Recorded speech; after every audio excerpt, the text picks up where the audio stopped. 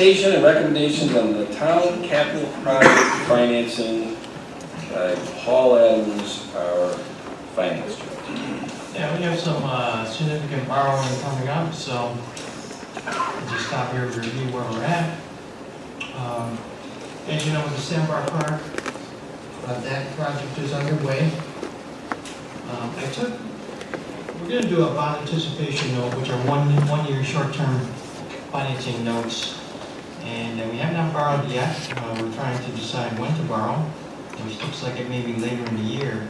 So I took a look at project costs through December of 2023 to try to figure out how much we're going to need to make various projects we're going to talk about work. So for Sandbar Park, it looks like we'd have to borrow about $3,189,000. That would, if we paid interest only, which is an option, the debt service cost in the 2023 budget would be $128,000. Now, since this is a park improvement, we can actually utilize the Parkland Trust Fund to help offset the debt service costs. So far, I'll be proposing in the 23 budget that we transfer $60,000 from Parkland Trust Fund, which would net the debt service cost for 23 down to $68,000. And then keep in mind that there are also phases 2 and phases 3 and the building, which would probably involve borrowing another $3 million. The first phase is heavily loaded with grants. So there's a good chunk is being paid by grants. There's over $5 million in grants. The next project is our wastewater treatment plant, phase 2. I've been working with Navitas to take a look at the cash flow through December of 2023. And it looks like they're going to be ordering quite a bit of equipment over the next few months. So there will be some significant expenditures within that time frame. So it looks like by the end of December of 23, we'll be expending $21,750,000. The plan is to use $2.5 million of ARPA funds, which is the state and local recovery funds that we just spoke of. So our net debt service for the first year will be $19,250,000. If you pay principal and interest on that, that's going to be about $1.1 million. As I just mentioned with the Sandbar project, with bond anticipation notes, in year 1 you actually do have the option to pay interest only. If you pay interest only, the cost will be, it's hard to say with the way interest rates are going these days, but it might be 4%, which would be like $880,000. I hope it's not that high. It sure is that way. So to fund the project through completion, the town would actually need to borrow $28,498,000. That's assuming that we don't get a WIA grant, which we're in the process of applying for, and possibly other grants may kick in. So we're hoping for that. If we don't get the grant, the total debt service cost per year is going to be like $1.6 million, principal and interest, once it finally gets rolled to serial funds. So that's a significant amount of debt to bring on. If you look at from a sewer rent point of view, for every $100,000 of debt service that you include in the budget, it increases the sewer capital rate by $6.46. So for that $1.1 million, that's $70.97. For $1.6 million, it's about $104.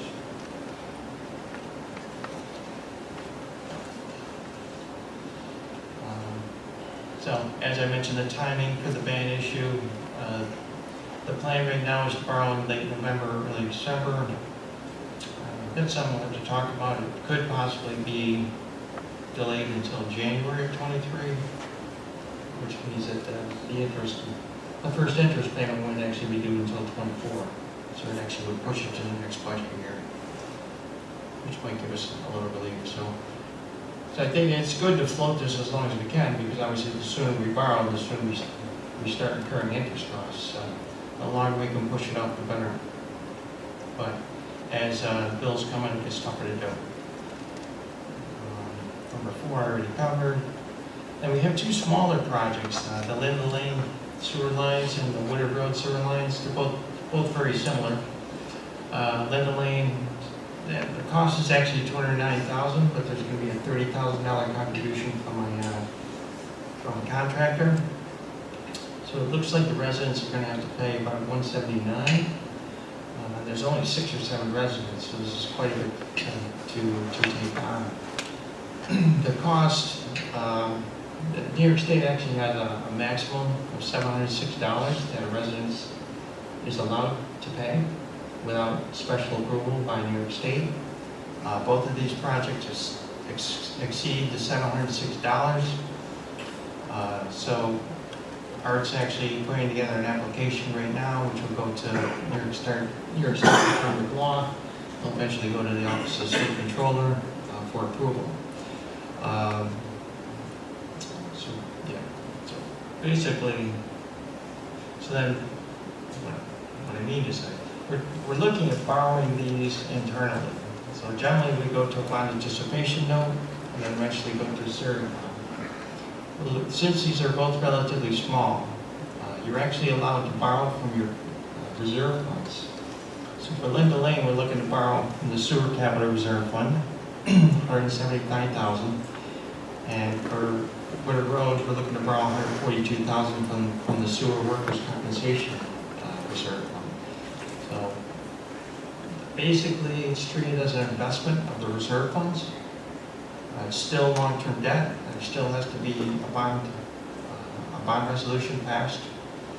And it's done so that the investments or the debt is callable. So at some point, if those reserve funds need this money back, we could at that point issue a serial bond for the balance and restore the funds in the reserve funds. So doing the self-funding option does help streamline it. And actually, in the bond market, issuances this small are very attractive, so I think it's a good idea. And in the long run, it will help the reserve funds. So we can charge, a market interest rate, which would probably be an interest rate less than what you would get on a bond, but it's still more than the town can earn as an investment. And overall, it saves the residents a little bit of money. So that's what we have on our plate. It's all going to be part of the 23 budget and future budgets. So, any questions? No, thank you, Paul. Certainly, this is information we need as we go into the budget process, which we are delving into now. We started meetings this week. And thank you for your work on both 5 and 6, because I've been part of those discussions all week. It's been going back and forth. It's amazing how much time we have spent on the 2 smallest projects, but that's often the way it goes. And hopefully getting all that paperwork onto the groups in Albany who need to see it, we'll be able to get this done sooner than later. The Sewer Capital Reserve actually has a balance of about $1.4 million. And the Compensation Reserve only has a balance of $205, but to tell you the truth, it's really used. And we can earmark more funds to go in that reserve if we need to.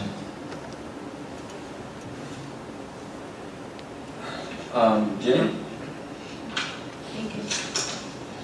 Chad? Bill? No, I'm good, thank you.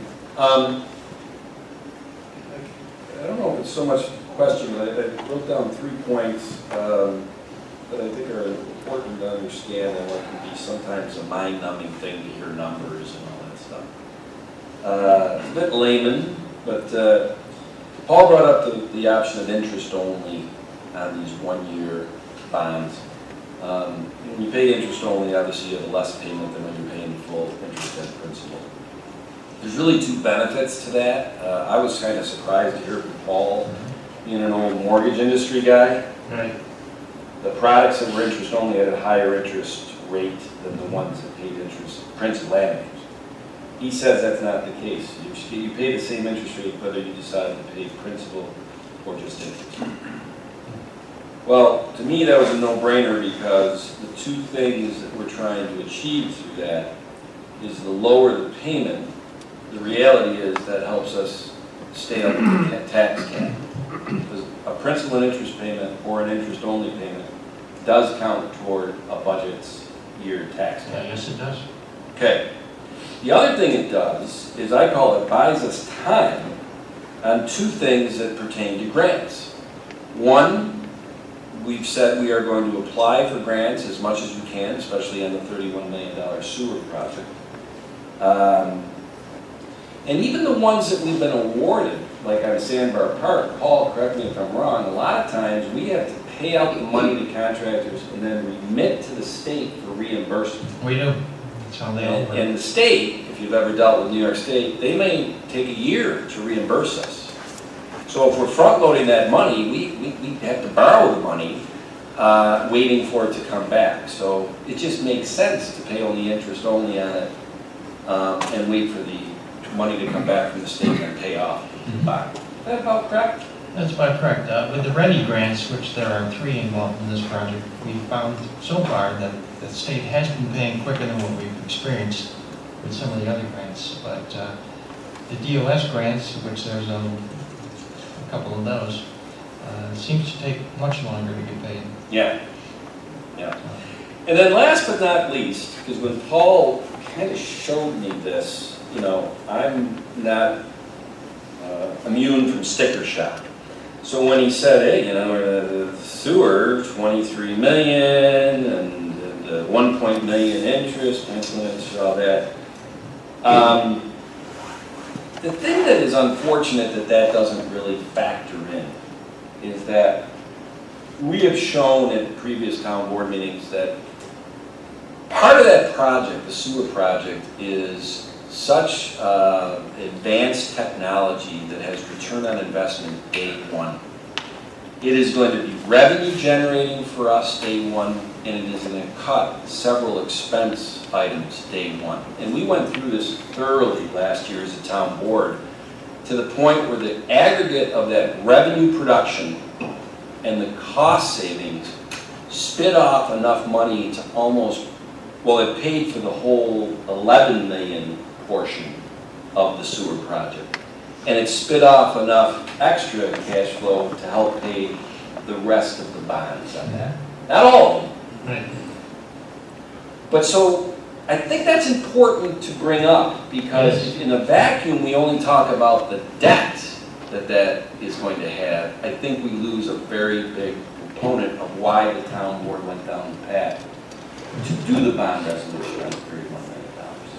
Yeah, you've got to get through a couple years of debt while you're doing the project Right. before you see the revenue, so. You got it.